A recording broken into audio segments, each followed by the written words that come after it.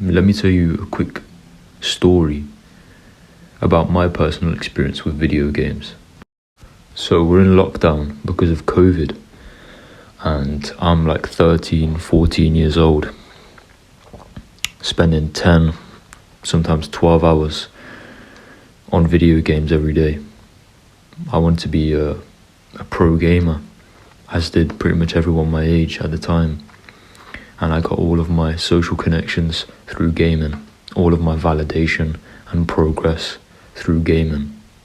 Although I do not regret it, and I understand that everything has its place and that it is a part of my fate that has led me to where I currently am today, what I now realize looking back is that I have nothing to show for all of that time that I invested in video games. This is why I don't want you to make the same mistake. Before we get into this video, my name is Ryan and I'm here to help you on your journey of self-improvement. If that is something you want to be a part of, make sure you go down and like and subscribe to join this movement and to help me grow it.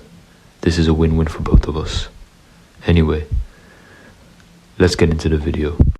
I want to talk about the idea of ROI, or return on investment, which is a term that you probably have heard of if you study business in school, or even if you've watched a lot of these self-improvement videos, you will understand the concept thoroughly of return on investment. Everything that we put time into, everything that we put effort into, we want to be looking to maximize the return on investment that we gain from that. This is one of my biggest issues with gaming, is that its return on investment is very limited. And a lot of people will talk about how video games are entertaining and fun. But let me ask you this: are video games truly fun and entertaining? Or do people just play video games because their dopamine receptors are so fried that they crave the stimulation that it gives them? This is also another problem with video games, is that it allows you to be inactive in the real world. It gives you this false perception that you are making progress and you are leveling up, but you're really not leveling up or making progress in any tangible way. Like I said, I have nothing to show for all of the hours that I put into video gaming. So clearly, the return on investment was very little. Now, don't get me wrong, there are plenty of methods of return on investment that are not necessarily tangible, but are still visible. For example, a habit like meditation. The return on investment from meditation is not tangible, but it is visible and it is real within the way you are mentally and spiritually within the world. Video games can also provide people who may be quite socially anxious or socially isolated with a chance to connect with people in an easier way, because that's what I found personally, that when I was playing video games, I could talk to people in a confident way over the microphone, but in real life I was much more anxious and insecure, and I wasn't very confident because I hadn't built my social skills. When you are not good in social interactions in the real world, there are real consequences for that, and that will force you to develop the skill necessary to thrive in social situations.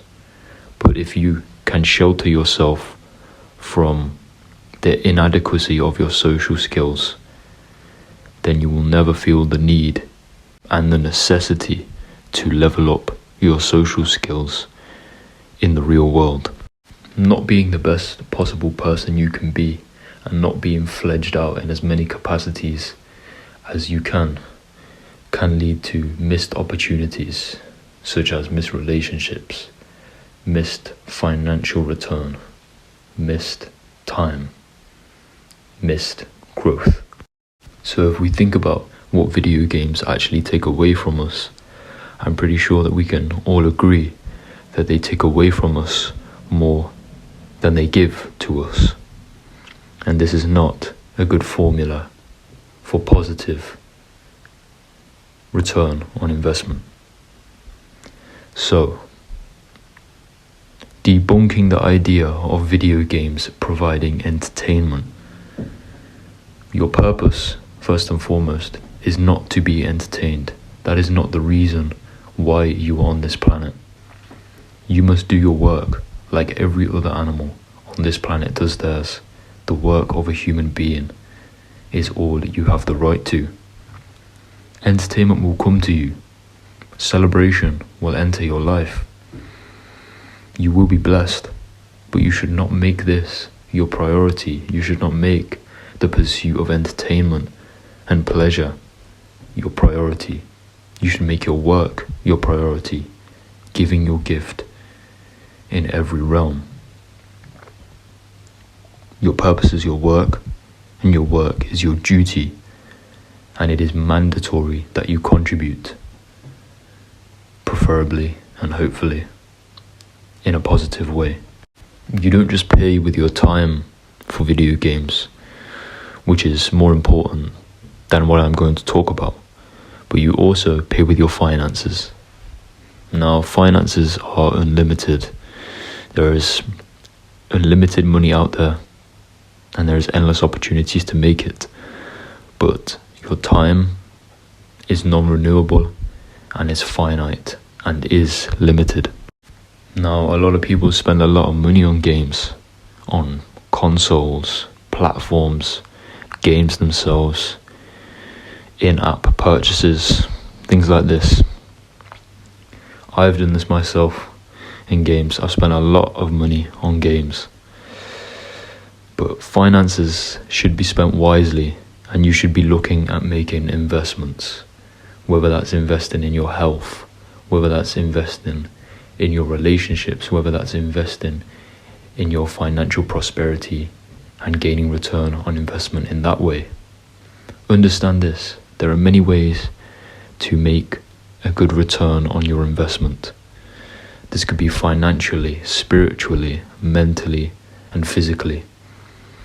But all of these themes share one common aspect, and that is that this return on investment is within the real world and not within a simulation. But yeah, guys, the final thing I would like to take away from this video is that you need to be careful, and you need to understand that video games can lead to real life, tangible losses and missed opportunities. If you enjoyed this video, make sure you go down and like and subscribe to help me grow this movement and help this video reach more people. Also, turn on notifications so that you don't miss any future videos. Thank you for watching this video. Stay strong.